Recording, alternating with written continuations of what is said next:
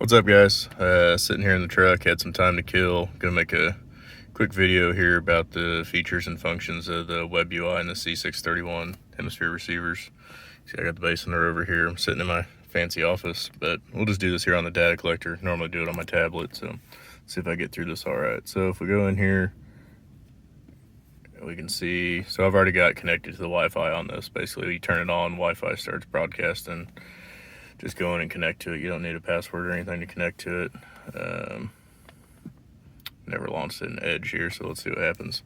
Once you're connected, one nice thing, the IP address for these is actually right on the bottom here. So we just go to that IP, that 192.168.10.1. So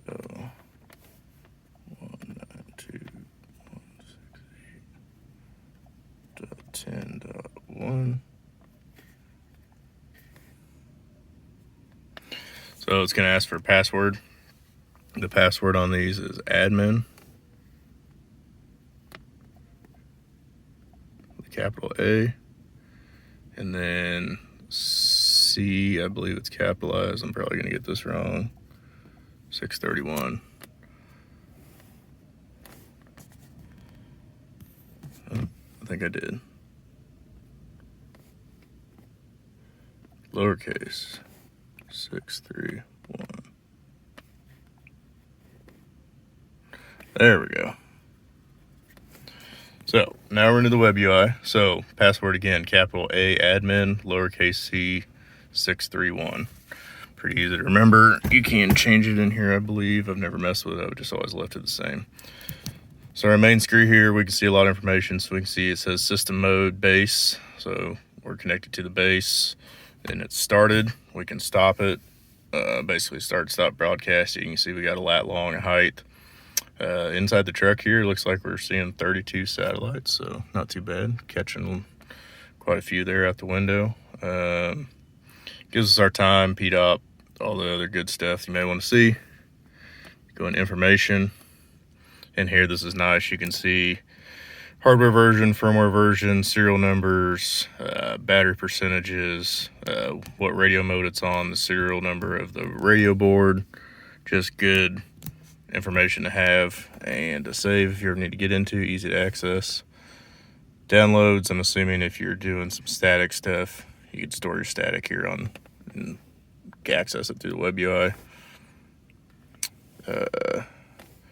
Then management, this is if we were doing updates or registering new features or whatever. This is, I think, where you can change your SSID of your Wi-Fi access point, so you could call it, whatever you want to call it. It'd be a little easier to identify when you're looking for your Wi-Fi.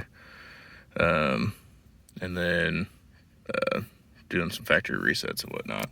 Really, those are all good to look at, but where the features and functions are really at in the settings tab. So we have working mode. So I'm doing this on data collector, but you can do this on your phone, tablet, anything you connect to on Wi-Fi. And this is handy if you don't have a data collector and you just need to get a base up and running. So you can see here we got system mode, static or over base. Current data link is UHF, network, or external. So basically telling it what it's doing and what type of radio it's using. We can change our mask angle, enable, disable satellites, and L-band and Atlas and ARTK and whatnot. So if you're setting up and running Atlas, you can program that in here. So right here we got automatically start base, kind of acting a little bit as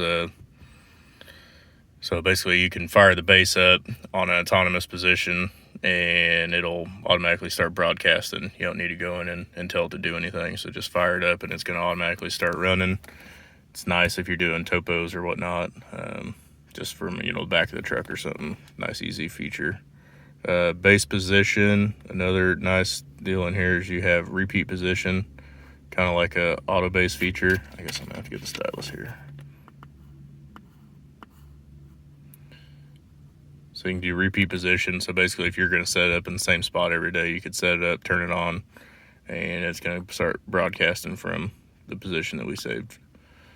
So there's your lat long if you want to enter a lat long and height if you had that information.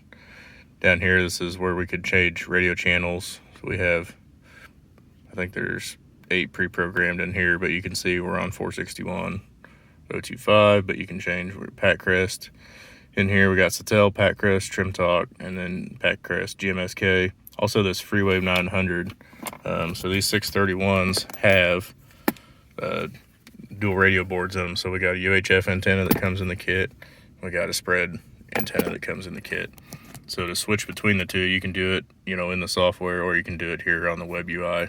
So that Freewave 900 is what you'd have to select to run the spread radio.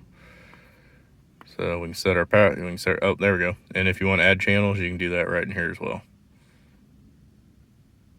So yeah, I've got 15 channels on this one. But you can set the channel, the spacing, and the power all right here. And then if you're loading your radio files and stuff, you can do all that in here. Device configuration, just basically settings. You can turn on speaker. The receiver will talk to you kind of like the Hyper-V, so I've always kind of liked that. A lot of guys don't, some do. And then just turn off NEMA and satellites. You can have control over all that stuff. So in there, once you hit save, that's all you gotta do. And anytime you want to get out, you just close it, but that way we can make changes and settings to our base or rover and utilize those. Really nice for setting a base up quick and not, your data collector's dead or you don't have it or whatever it is. You just need to get your base up and running. Not a bad way to get it done. So just wanted to show you the features you can do in the web UI and how to access it.